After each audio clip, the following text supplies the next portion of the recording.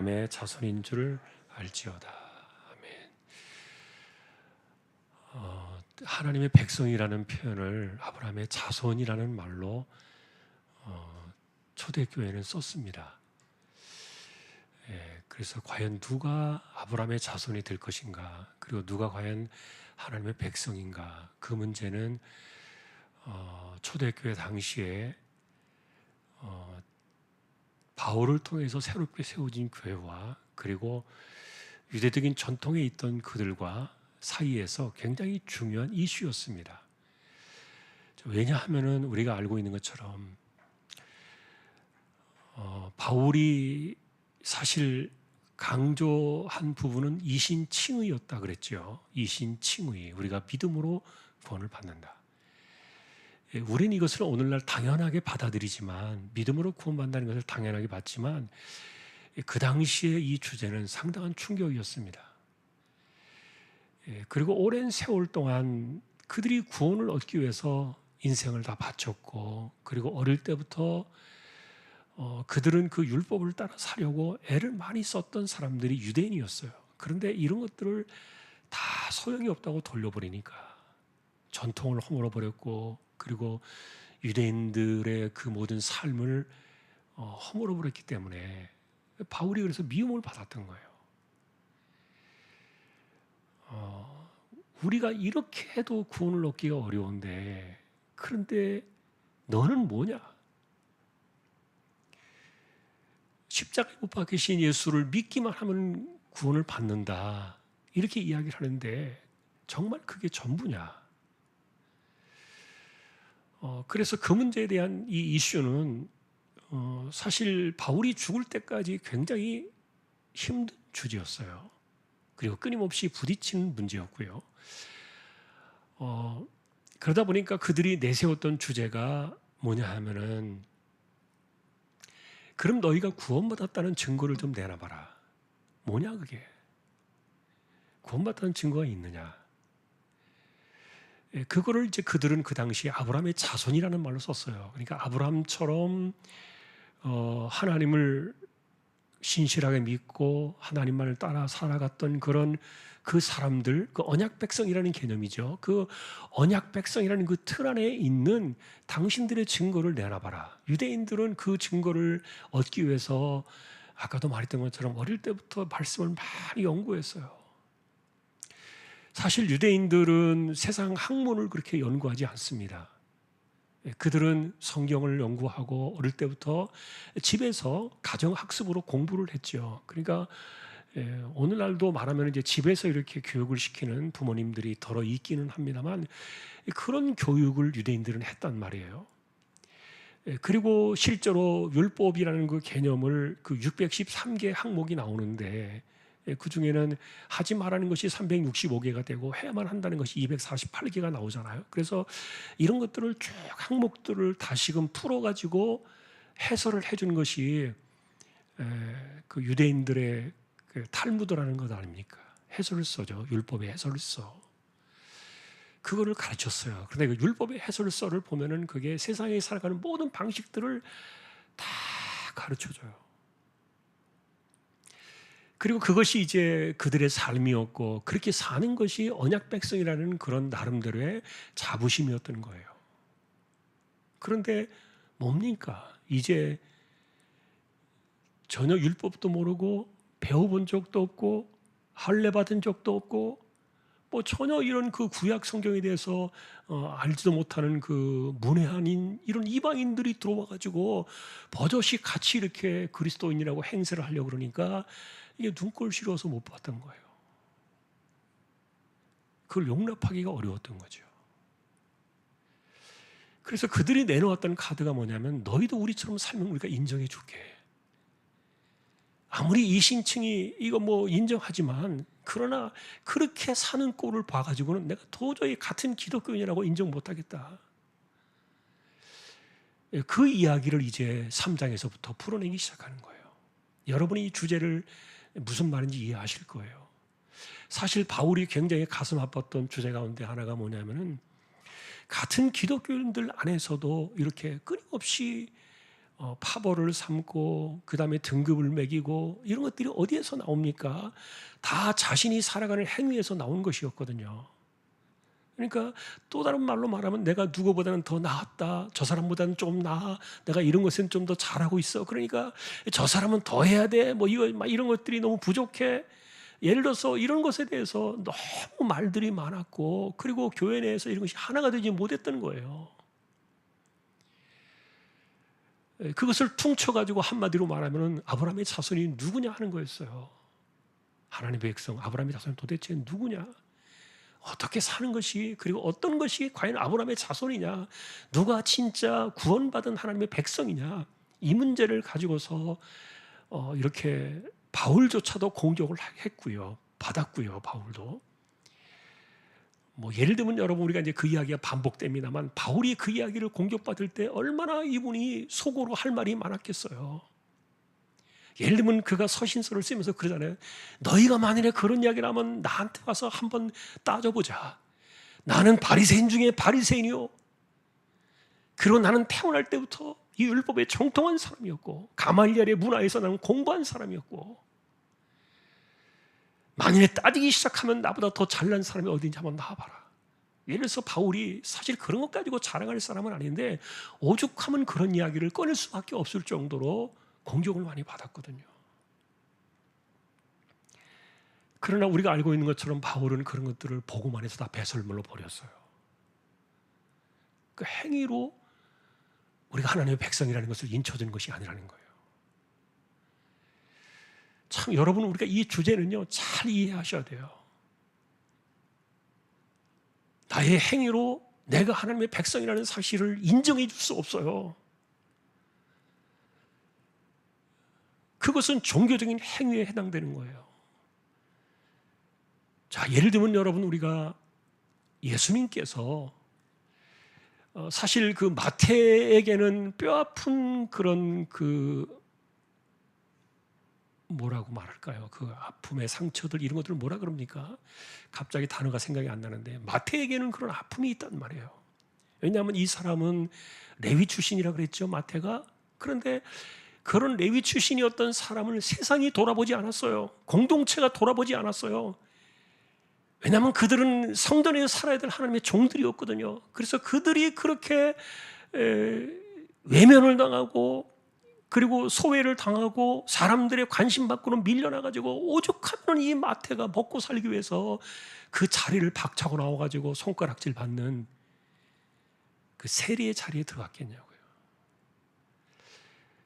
그런데 그러면서도 사실은 마태는요, 그가 예수님의 부름 한마디에 다 내려놓고 왔잖아요.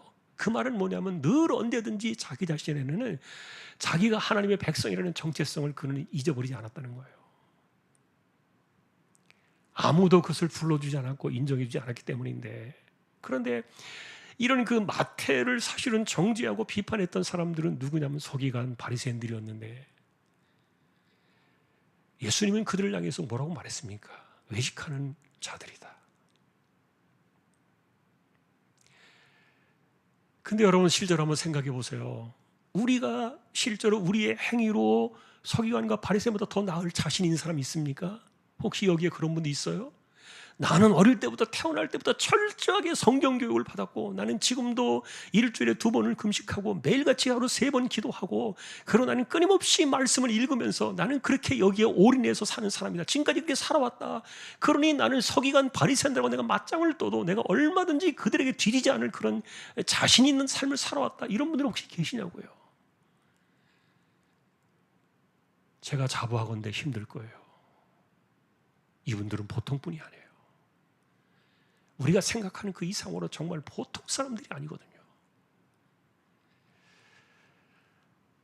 그런데 예수님께서 그러셨단 말이에요. 그들을 향해서 말하기를 너희는 회칠한 무덤이다. 그 말은 무슨 뜻입니까? 우리 인간의 행위로는요 하나님 백성이 될 수 없는 거예요. 내가 아무리 인생을 다 바쳐서 이 땅에 태어나는 그 순간부터 죽는 그날까지 최선을 다해서 최고의 이런 그 뭔가를 쌓아놓고 살아갔던 그런 사람이라 할지라도 그것으로 우리는 여러분 하나님 백성이 될 수 없거든요. 근데 예수님께서도 사실은 산상수훈에서 마태복음 5장에서 굉장히 중요한 말씀을 하셨잖아요. 폭탄선을 하셨잖아요. 너희 의가 만일에 서기관과 바리새인보다 더 낫지 못하면 결단코 천국에 들어가지 못한다 그랬어요. 여러분 그 말씀을 보면은요, 이게 정말 가슴이 쿵 떨어지는 소리예요. 아까도 말했던 것처럼 우리는 절대로 죽었다 깨어나도요 서기관 바리새인보다 못한다니까요. 어떻게 그들을 따라갈 수 있어요? 그런데 너희가 만일 너희의 의가 그들보다 더 낫지 못하면 결단코 천국에 들어가지 못한다 그랬어요. 그럼 여러분 우리는 뭐예요? 천국 백성이 아니고 우리는 천국에 들어갈 수 없는 사람들이니까 우리는 망했네요. 정말 우리는 망한 사람들이에요, 진짜로. 그래서 복음의 관점은 내가 정말 망했다. 성경을 알면 알수록 나는 정말 망했구나. 나는 정말 희망이 없구나. 나는 정말 끝이 났구나.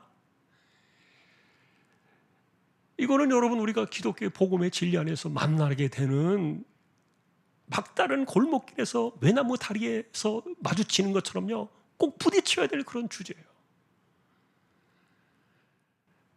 그래서 산상수훈의 그 이야기는 너희가 이렇게 되지 않으면 결단코 천국에 들어가지 못한다는 이 말은 너희에게 희망이 없다는 얘기 아닙니까? 예수님께서. 그런데 사람들은 자꾸만 자기가 희망이 있다고 말하는 거예요. 나는 갈 수 있다고 이야기하는 거예요. 그것이 누가 진짜 하나님의 백성인가를 가려내야 하던 그런 문제였는데, 근데 바울은 그 문제를 간단하게 하나로 딱 덮어버렸어요. 오늘 3장에서 오늘 이야기는 그거예요. 우리가 하나님의 백성이 되는 것은 뭐냐? 자기의 의를 내세울 수 있는 율법을 행해서 너희가 하나님의 백성이 된 것이냐, 아니면 성령을 받고냐? 성령을 받았기 때문이냐? 둘 중에 하나예요. 그래 여러분 우리가 이렇게 다시 묻는 겁니다. 바울이 똑같이 질문하고 있죠. 너희가 성령을 받은 것이 어떻게 받은 거냐? 그게 듣고서 믿음으로 받은 것이냐, 아니면 너희가 뭔가를 해서 받은 것이냐? 성령을 너희는 어떻게 받았느냐? 이게 다 믿음으로 우리에게 찾아온 것이 아니냐? 아까도 말했던 것처럼 우리는 정말 이사야가 이야기했던 것처럼 화로다 나여 망하게 되었도다. 하나님의 진실 앞에 서게 되면 사람들은 누구나 그렇게 말해야 된다니까요. 그래야 진짜 신앙이 거기서 나와요. 사람들은 이사야가 이야기했던 그 내용이 무엇인지를 사실은 깊이 깨닫지 못해요. 그러나 우리가 하나님 앞에 설 때마다 정말 나는 망하게 되었다. 그리고 지난주 우리가 보셨던 것처럼 바울이 내 안에 나를 발견하면서 뭐라고 말했습니까? 누가 이 사망의 몸에서 나를 건져내랴. 여러분 그것은 기독교인들이 진리 앞에서 딱 맞닥뜨릴 수밖에 없는 그런 주제인데, 그런데 어쨌든 중요한 것은 하나님께서 그런 사람들에게 믿음으로 성령을 주셨단 말이에요. 우리가 어떤 뭔가를 해서 성령을 받은 게 아니라는 거죠. 자, 그러니 우리가 하나님의 백성이냐 아니냐를 가름하는 결정적인 사건은 뭐예요? 내가 성령을 받았느냐 안 받았느냐. 이것이 중대한 갈림길에서 우리를 결정하는 거예요.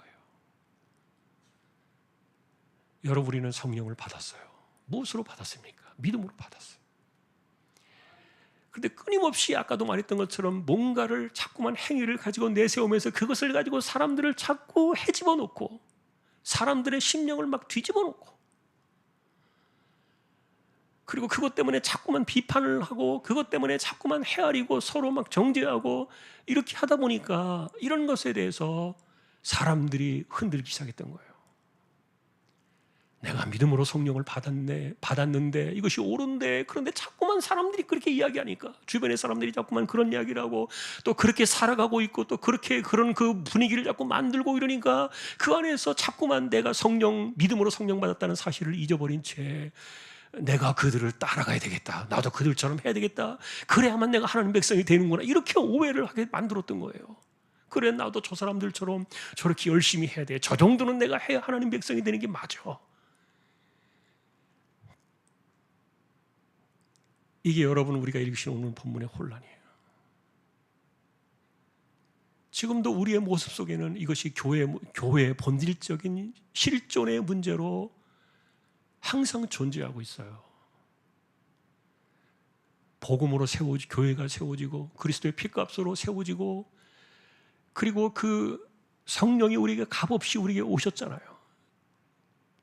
성령께서 우리 안에 오신 것은 그냥 잠깐 있다가 손님처럼 왔다 가시려고 오신 것이 아니라 영원히 함께 하시려고 오셨단 말이에요. 근데 그 안에 오신 그 성령님이 하나님이시란 말입니다. 성부 하나님, 성자 하나님, 성령 하나님, 삼위 하나님이십니다. 그 엄청난 하나님이 우리 안에 들어오신 거예요. 이 죄 많고 허물이 많은 이런 죄악된 인간의 심령 속에 여러분, 실제로요, 하나님은 거룩하시기 때문에 거룩하지 못한 인간들이 하나님께로 가까이 갈 수가 없어요. 그래서 그런 것들을 보여준 신의 산의 사건들이 뭡니까? 하나님께로 가까이 올라가면 그냥 맞아 죽습니다. 즉사하는 거예요. 아무도 하나님 곁에 가까이 갈 수가 없었어요. 죄인들은 가까이 갈 수 없는 거예요. 그런데 여러분 생각해 보세요. 내 안에 나가 있다 그랬잖아요. 그리고 우리는 여전히 우리의 죄성이 있다 그랬잖아요. 우리의 죄악된 습성이 있다 그랬잖아요. 여러분, 성령으로 살아가는 사람이 예를 들어서 남에게 상처를 주겠습니까? 성령으로 살아가는 사람이 남을 실족하게 하겠습니까? 여러분, 예를 들어 성령으로 살아가는 사람이 누군가를 시기하고 정죄하겠냐고요. 성령이 그런 일을 한 분이 아니시라니까요. 성령은요, 사람들의 영을 살리십니다. 살리는 영이시거든요, 성령은. 그런데 우리가 성령을 받았음에도 불구하고 여전히 성령을 따라 살지 아니하고 내 안에 나로 살아가고 있기 때문에 우리는 끊임없이 정죄하고 하지 말라는 것 끝까지 쫓아가면서 하는 거예요. 그것이 얼마나 하나님 앞에 무서운 일인지도 모르고 말해요. 우리는 그렇게 살아왔던 거예요. 또 그렇게 살아가고 있었고요.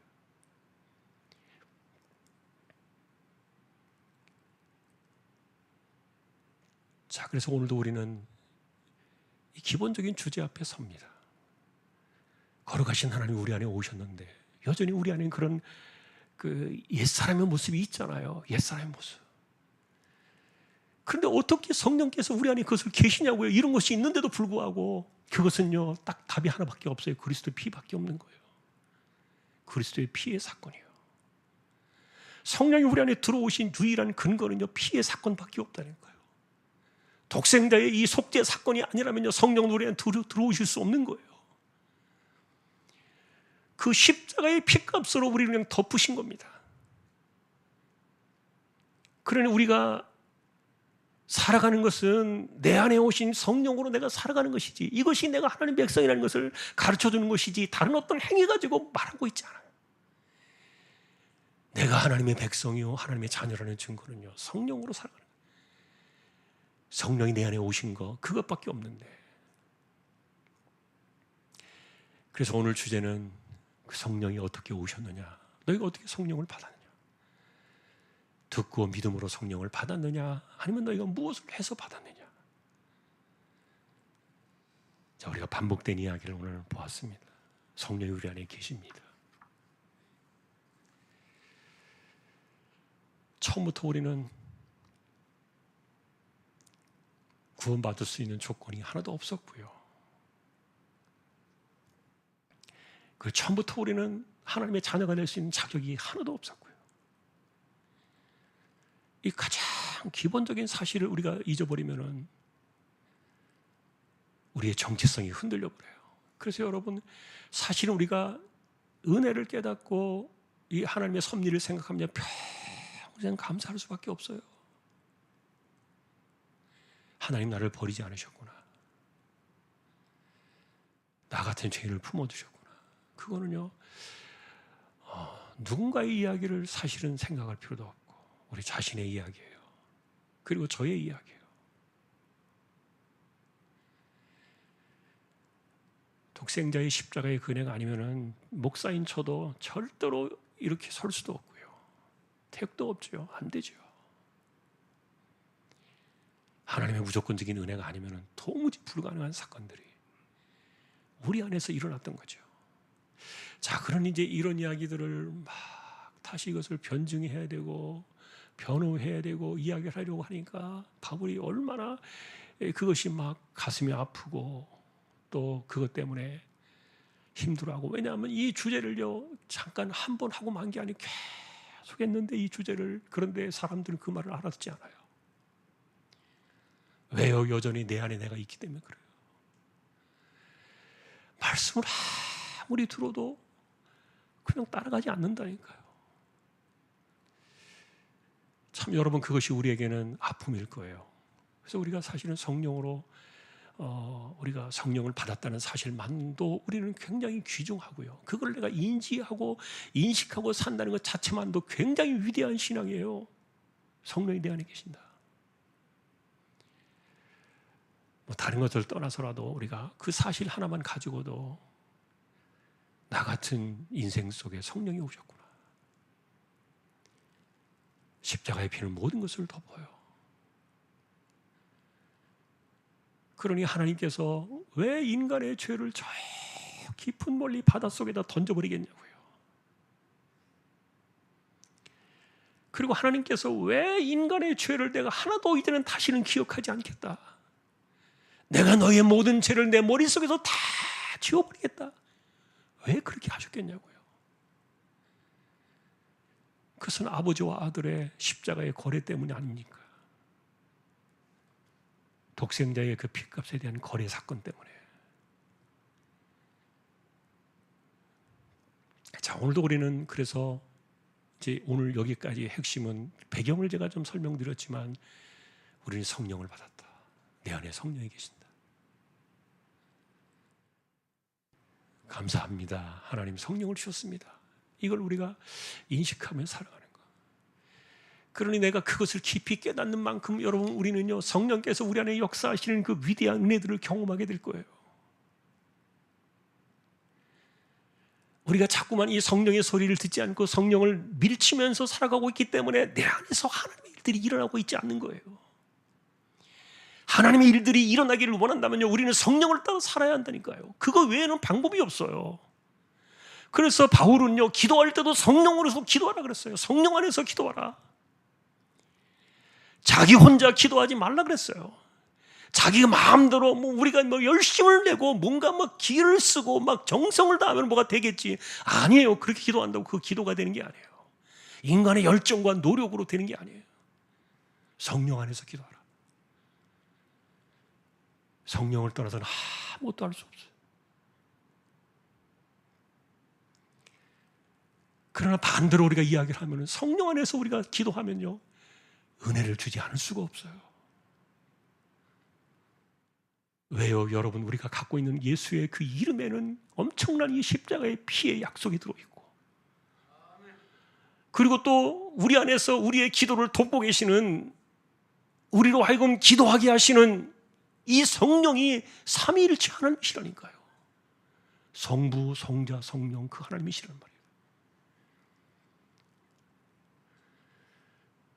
그러니 늘 깨어서 성령 안에서 기도하라. 바울은 그렇게 이야기를 해줬는데, 여러분, 어쨌든 우리가 성령이 내 안에 계신다는 사실을 알게 되면요, 은혜 사건들이 다르게 찾아올 거예요. 은혜 사건들이 다르다고 봐요. 여러분, 은혜를 구하십시오. 특별한 은혜를 구하십시오. 요즘은 어쨌든 세상을 바라보고 주변을 바라보고 이렇게 교회를 바라볼 때요, 정말 은혜가 많이 필요한 세상이다.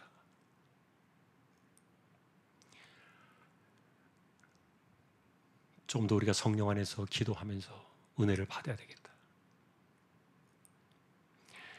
한 번 더 여러분 이것을 기억하시면서요, 우리 안에 성령이 계시다는 사실을, 내가 아무것도 하는 것이 없지만 그러나 믿음으로 성령을 받았다. 성령 우리 안에 주셨다. 오늘 이 사건을 기억하면서 우리가 기도로 나아갈 때 우리의 기도 속에 함께 하시는 이런 성령의 도우심과, 그리고 우리에게 주신 이 강력한 능력, 이 예수의 이름, 그리고 하늘 보좌 앞으로 나오라 하셨던 그 하나님의 부르심, 이런 것들을 힘입고요, 우리가 하나님께 나아가서 오늘도 응답에 대한 확신을 갖고 또 그렇게 나아갈 수 있기를 소망합니다. 여러분, 기도하실 때 그래서 청운동을 위해서 기도해 주세요. 우리 마음속에 한 영혼을 주십시오. 꼭 기도해 주시고요. 그리고 우리 가운데 특별히 아픈 분들이 있어요. 생각지 못한 그런 질병들이 우리 안에서 발견되어져요. 기도해야 돼요. 하여간 여러분에게 그런 말씀 드렸습니다만 우리가 사실은 싸워 이겨야 될 대상들이 몇 가지가 있다 그랬죠. 그 중에 하나 이 질병도 싸움의 대상이에요. 싸워 나가야 돼요. 허무하게 무너지는 것이 아니에요. 주님 은혜를 주십시오. 자, 그리고 교제청 운동을 해서 기도해 주시고 약한 자들을 위해서 기도해 주시고 또 우리 입시를 준비하는 우리 자녀들을 위해서 기도해 주시고 하나님께서 우리의 삶 속의 공동체 가운데 은혜를 주시고 불쌍히 여기셔서 이 교회가 하나님이 기뻐하시는 성령이 운행하시는 교회가 되어져 가도록 여러분 기도해 주십시오. 함께 우리 통성으로 또 기도를 드리고 제가 축도로 마치도록 하겠습니다. 기도로 나아가십시다.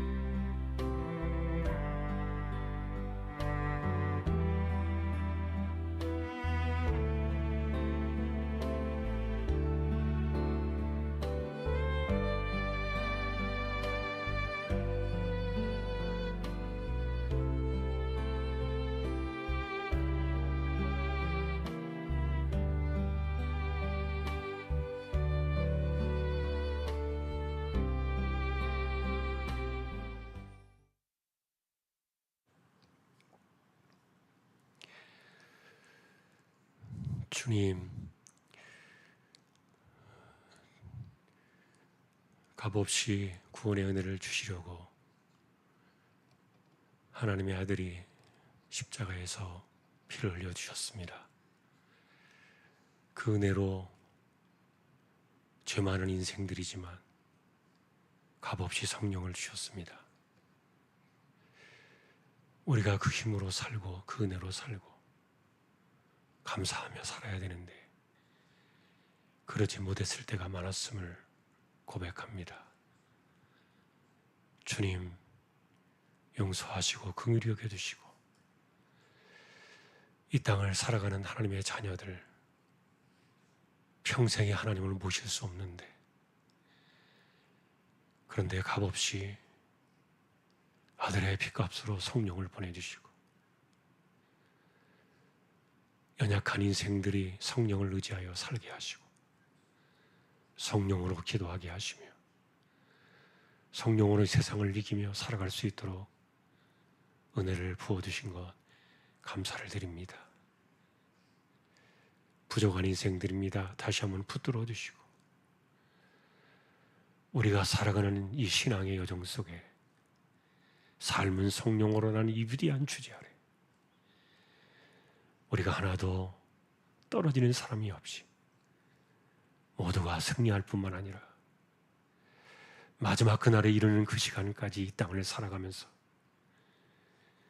우리가 무시로 성령 안에서 기도하여 은혜를 받고 응답을 받고 죄와 마귀와 질병을 싸워 이기며 또한 우리에게 승리를 주시는 하나님의 특별하신 은혜를 경험하며 살아가는 우리 모든 믿음의 식구들이 되게 하여 주옵소서. 교회를 지켜두시고 주님께서 친히 교회를 다스려 두시며 주관해 주시고 또 하나님이 기뻐하시는 마지막 이 세대의 영혼을 살리는 영혼을 구원하는 거룩한 공동체가 되도록 은혜를 더하여 주옵소서. 오늘도 우리의 기도 속에 함께 하시는 하나님을 찬양하며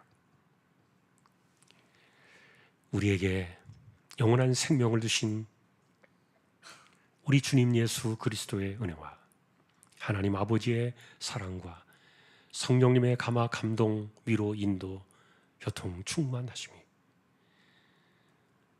우리에게 주신 성령으로 인하여 성령 안에서 기도하며 은혜를 받고 이 험한 세대를 이기며 살아가기를 원하는 우리 모든 심령들, 주왕의 가족들 위해 이제로부터 영원까지 항상 함께 있을지어다.